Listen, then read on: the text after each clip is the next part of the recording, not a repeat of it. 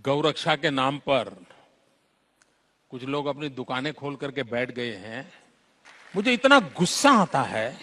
मैंने देखा है कि कुछ लोग जो पूरी रात एंटी सोशल एक्टिविटी करते हैं लेकिन दिन में गौरक्षक का चोला पहन लेते हैं। मैं राज्य सरकारों को अनुरोध करता हूं कि ऐसे जो स्वयंसेवी निकले हैं, अपने आप को बड़ा गौरक्षक मानते हैं, उनका जरा डोजियर तैयार करो।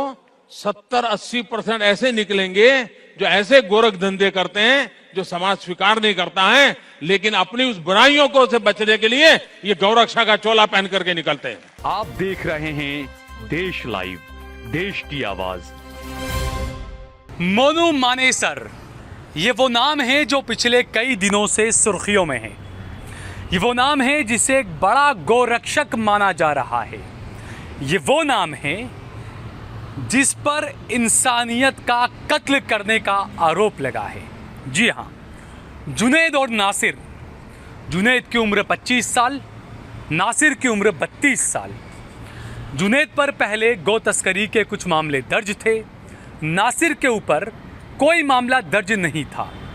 16 फरवरी के रोज राजस्थान नहीं, हरियाणा के अंदर एक बोलेरो कार के अंदर डेड बॉडी पाई गई, जले हुए कंकाल मिले। बोलेरो कार पूरी तरीके से जली हुई मिली और उसके अंदर 2 कंकाल मिले। आरोप लगा कि कुछ गौ रक्षकों ने जुनैद और नासिर को अगवा किया और अगवा कर कर लेकर उठाकर चले गए और उसके बाद उन्हें कार के अंदर जला दिया। इस मामले में सबसे पहले आरोप लगा मोनू मानेसर पर। यह वो व्यक्ति है, आप देख सकते हैं, मुझे कुछ कहने की ज़रूरत नहीं है। किस तरह के फोटोग्राफ्स हैं, किन किन नेताओं के साथ में इनके फोटोग्राफ्स हैं, ये आप बखूबी अच्छे तरीके से देख रहे हैं। इन फोटोग्राफ्स को देखकर आप समझ सकते हैं कि रसूख कितना है, कहाँ तक है, कितनी पहुँच है, किन किन के साथ हैं। अमित शाह के साथ इनकी फ़ोटो है, अरुण जेटली के साथ इनकी फ़ोटो है, सुदर्शन टीवी जो कि नफ़रत के पुजारी जिन्हें कहा जाता है, जो देश के भाईचारे को बिगाड़ने का जो काम कर रहे हैं, उनके साथ इनकी फ़ोटो है। और अलग अलग हथियार लेकर ये खड़े हुए हैं। इतनी सारी बंदूकें, इतनी सारे गन्स इनके पास कहाँ से आई, जबकि लाइसेंस जो होता है वो 3 हथियार का होता है। इनके पास इतने सारे लाइसेंस आए, कोई गिरफ्तार करने वाला नहीं है। बाबा रामदेव के साथ भी इनकी फ़ोटो है। अब एक बात वो याद करिए कि जब किसी ख़ास व्यक्ति के नाम पर, ख़ासकर अगर मुसलमान है अगर कोई, और उसकी अगर कोई फ़ोटो अगर किसी के साथ में से आ जाती है, या मान लीजिए कोई मुस्लिम आरोपी और किसी मौलाना के साथ या किसी मुस्लिम नेता के साथ या किसी विपक्षी नेता के साथ में उसकी इस तरह की फ़ोटो अगर आ जाती, तो भाजपा वाले क्या करते, IT सेल वाले क्या करते, गोदी मीडिया वाले क्या करते। और तो और जब इसका नाम आया मोनू मानेसर का, तो आनंद फानंद में एक खाप पंचायत का आयोजन किया गया, हिंदू महासभा का आयोजन किया गया, पंचायत बैठाई गई और उसमें बाकायदा राजस्थान की पुलिस को धमकी दी गई और कहा गया कि अगर आप मोनू मानेसर को गिरफ्तार करने आए तो अच्छा नहीं होगा आपके साथ, आप अपने पैरों पर वापस नहीं लौटेंगे। पुलिस को धमकी दी, हिंदू महासभा के अंदर धमकी दी गई। अगर यही कोई और समुदाय करता तो अब तक तो ये महापंचायत करने वालों को उठाकर UAP और पता नहीं किन किन आरोपों के अंदर जेलों में ठूस दिया गया होता। लेकिन ये महापंचायत करने वालों के खिलाफ कोई कार्रवाई नहीं की गई, कोई FIR नहीं की गई। ये जो पुलिस को धमकी दे रहे थे मारने की और अपने पैर पर वापस नहीं जाओगे या खामियाजा भुगतना पड़ेगा, ये पुलिस की धमकी देने वालों के खिलाफ भी कोई कार्रवाई नहीं की गई। अब तक एक FIR इनके खिलाफ नहीं की गई। जबकि खबर आ रही है, जो कांग्रेस, मुसलमान अच्छे खासे वोट देते हैं कांग्रेस पार्टी को, खबर आ रही है कि भिवानी कांड में मोनू मानेसर को राजस्थान की पुलिस ने शायद क्लीन चिट दे दी है। जी हाँ, वांटेड की एक नई लिस्ट जारी की है राजस्थान पुलिस ने। उसके अंदर मोनू मानेसर का नाम नहीं है। मोनू मानेसर पर पहले भी 2 समुदायों के बीच में जब कुछ माथाकूट हुई, क्या बोलते हैं उसे, बोला चाली हुई, जो भी हुआ, तो मोनू मानेसर ने वहां पर फायरिंग की थी और एक व्यक्ति की वहां पर मौत हो गई थी। मोनू मानेसर उस मामले में फरार चल रहा है। अपने आप को बड़ा गौरक्षक बताता है, फरार चल रहा है, पुलिस ढूंढ रही है। लेकिन जब इस दो जुनैद और नासिर को जब जलाने का जब मामला सामने आया तो मोनू मानेसर ने एक अपना वीडियो जारी किया और उसमें उसने बताया कि मेरे पास में तमाम सीसीटीवी फुटेज हैं, मैं होटल से सुबह में घर पहुंचा हूं 7:45 बजे, मैं बच्चों से खेल रहा हूं, वो तमाम सीसीटीवी फुटेज मेरे पास मौजूद हैं। यहाँ पर सवाल ये भी उठता है कि जो आरोपी हत्या के मामले में, हथियार लहराने के मामले में अगर वो फरार चल रहा है और वो उसके घर पर आता है सुबह में, पुलिस क्या कर रही थी? पुलिस किस लिए है? क्या यही आपका आत्मनिर्भर भारत है? क्या आप आत्मनिर्भर रहे? ये क्या दिखाना चाह रहे हैं? और जो दो मासूम 25 साल और 32 साल के नौजवानों की जो जान गई, जुनैद और नासिर, उसका कोई पुरसाने हाल नहीं है। कौन उनके लिए आवाज उठाएगा? जो नए नाम जारी किए गए, जैसा मैंने बताया, भिवानी हत्याकांड को लेकर बुधवार को हथिन की अनाज मंडी में चल रही महापंचायत में जुटे दिल्ली, हरियाणा, उत्तर प्रदेश और राजस्थान के हिंदी संगठनों ने ऐलान किया कि वह आरोपियों को गिरफ्तार नहीं होने देंगे। साथ ही साथ ये भी कहा कि आरोपियों को जो भी कानूनी मदद और पैसा और जो कुछ चाहिए वो सब हम मुहैया करवाएंगे, वो सब हम देंगे।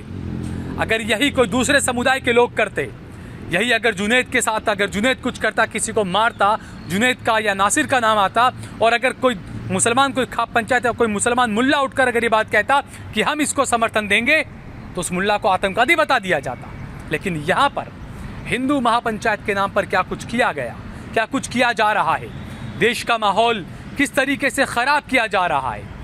दो नौजवानों को जलाकर गाड़ी में मार दिया गया, उनके कंकाल मिले और खामोशी है, सन्नाटा पसरा हुआ है। कोई मीडिया वाला, गोदी मीडिया वाले में इतनी हिम्मत नहीं है कि चीख चीख कर दंगल कर अपना प्रोग्राम करे। दंगल पूछता है भारत, पूछिए ना, पूछता है भारत किसने मारा जुनैद को, किसने मारा नासिर को? पूछेंगे आप?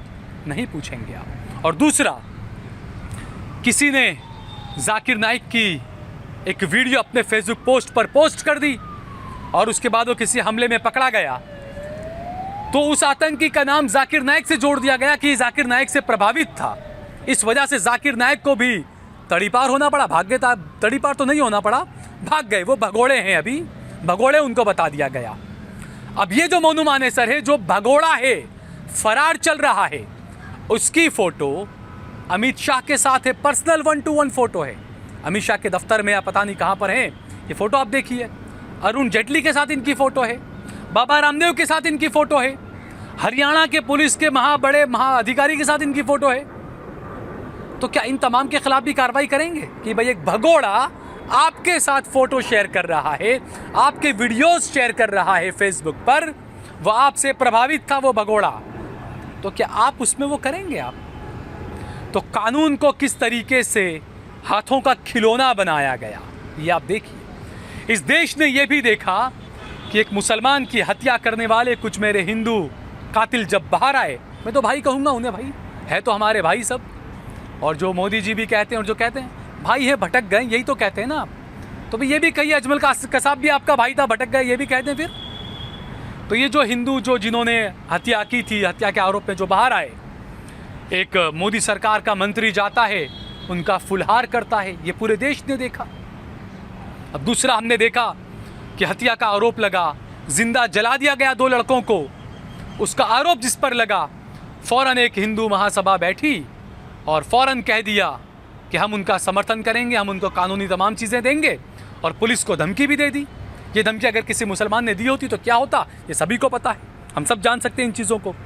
हुआ ये था कि अचानक ही कुछ 2 लड़के, जुनैद और नासिर, अचानक लापता हो गए राजस्थान से।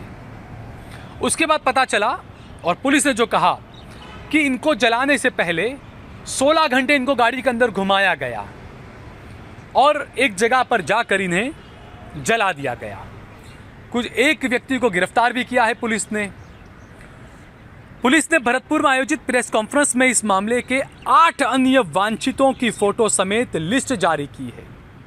इसमें 2 नूह के हैं, जो हरियाणा का नूह है वहां के 2 हैं, और 6 हरियाणा के अन्य जिलों के रहवासी हैं। पुलिस अधिकारियों के अनुसार इस मामले के 5 में से एक नामजद आरोपी को पुलिस रिमांड पर ले लिया गया है। रिंकू सैनी उसका नाम है और उसने अपना जुर्म कबूल भी कर लिया है। अब क्या रिंकू सैनी का फेसबुक तलाशा जाएगा कि क्या उसके फेसबुक के ऊपर, क्या उसके इंस्टाग्राम के ऊपर गोली मारो सालों को वो वाला वीडियो तो शेयर किया हुआ नहीं है। अगर वो वीडियो शेयर किया गया है तो उनके खिलाफ भी, जिनके वीडियो हैं उनके खिलाफ भी कार्रवाई की जानी चाहिए कि ये जो सोनू ने जो क्राइम किया ये उन्हीं लोगों से प्रभावित होकर ही किया होगा जिन्होंने नारे लगाए थे गोली मारो सालों को, देश के गद्दारों को, जिन्होंने नारे लगाए थे मुल्ले काटे जाएंगे, राम राम चिल्लाएंगे। अगर ये इस तरह के वीडियो अगर ये रिंकू सैनी के फेसबुक पोस्ट पर, इंस्टाग्राम पोस्ट पर अगर नज़र आते हैं तो बिल्कुल उनके खिलाफ भी कार्रवाई की जानी चाहिए, क्योंकि देश को तोड़ने की आप इजाज़त किसी को नहीं दे सकते हैं। आप धर्म के नाम पर उकसा कर किसी को इस तरह की हत्याएं करना, ये इस तरह के बढ़ावा देना बर्दाश्त नहीं किया जाना चाहिए। कानून और संविधान सबके लिए है। जुनैद के लिए अलग कानून, रिंकू सैनी के लिए अलग कानून, सोनू मानेसर के लिए अलग कानून, मोनू मानेसर के लिए अलग कानून, ये सब चीज़ें, अब्दुल के लिए अलग कानून, ये नहीं हो सकता। जो कानून है वो कानून है। तो ये जो चीज़ें आ रही है और सवाल भी उठ रहे हैं कि जो धमकी दी गई, हिंदू महासभा पंचायत बुलाकर जो धमकी दी गई, महासभा नहीं, माफ़ कीजिएगा, हिंदू महापंचायत बुलाकर जो धमकी दी गई राजस्थान पुलिस को, राजस्थान की सरकार को, क्या इसीलिए अगले साल चुनाव है इसीलिए डर कर राजस्थान सरकार ने क्या मोनू मानेसर का नाम वापस ले लिया? मोनू मानेसर का जो नई लिस्ट जारी की उसमें मोनू मानेसर का नाम ही नहीं है। कम से कम जांच में तो आगे आना चाहिए था। लेकिन चूंकि कांग्रेस पार्टी को भी ए.के. एंटनी ने बताया है कि भाई हिंदू वोट लेना होगा तभी आप सत्ता में आ सकते हैं, तो ऐसे में कानून जाए भाड़ में, हिंदू वोट पहले चाहिए। तो फिर फर्क क्या है आप में और बीजेपी में? सवाल कई हैं दोस्तों, और सवाल उठने भी चाहिए और सवाल उठाए भी जाने चाहिए, आवाज़ उठानी चाहिए। ये जो 2 मजलूम मारे गए, आखिर कौन था उसका जिम्मेदार, कौन है? क्या कोई गृह मंत्री उनके घर पर गया उनके परिवार वालों से मिलने? कोई बीजेपी का नेता गया उनके परिवार वालों से मिलने? नहीं जाएंगे, क्योंकि उन्हें जुनैद के और नासिर के समुदाय के वोट नहीं चाहिए। उन्हें वोट चाहिए मोनू मानेसर के समुदाय के। हरियाणा का मामला हरियाणा में हुआ, जांच कर रही है राजस्थान की पुलिस। राजस्थान में अगले साल चुनाव है। ये जो घटना जहां पर हुई है, क्या वो राजस्थान का सरहदी इलाका पड़ता है? क्या वहां पर कुछ ऐसी सीटें हैं जो बीजेपी कब्जाना चाहती है? क्या इस तमाम मामले को भी उसी से जोड़कर देखा जाए? क्योंकि जब जब चुनाव करीब आते हैं तब तब राम, कब्रिस्तान, शमशान, मुसलमान, पाकिस्तान, ये तमाम चीज़ें उठकर बाहर आती है दोस्तों। इसके बारे में हम सभी को गौर करना चाहिए कि आखिरकार 2 नौजवान जलाकर अपनी गाड़ी के अंदर मार दिए जाते हैं, किसी को सांप तक नहीं सूंघता, किसी के सिर में जूं तक नहीं रेंगती, किसी कार्यक्रम के अंदर, किसी गोदी मीडिया के अंदर कोई बड़ा कार्यक्रम नहीं होता। अगर किसी की मौत पर, किशन भरवाड़ की मौत पर अगर हर चैनल डिबेट के लिए बैठ जाते हैं, तो नासिर और जुनैद की मौत पर क्यों डिबेट नहीं होती? ये सवाल हमें अपने आप से भी पूछना चाहिए, हमें उन गोदी मीडिया के पत्रकारों से भी पूछना चाहिए। अगर आपको ये वीडियो पसंद आया हो तो इस पर कमेंट करें, इसे लाइक करें, इस वीडियो को ज़्यादा से ज़्यादा शेयर करें। अगर आपने हमारा चैनल देश लाइव सब्सक्राइब न किया हो तो हमारे चैनल को जरूर सब्सक्राइब करें। आप सोशल मीडिया पर, इंस्टाग्राम पर, फेसबुक पर, ट्विटर पर जाकर देश लाइव को ज़रूर फॉलो करें और आप सहल कुरैशी और सहल कुरैशी ऑफिशियल को पेज को भी ज़रूर फॉलो करें। धन्यवाद।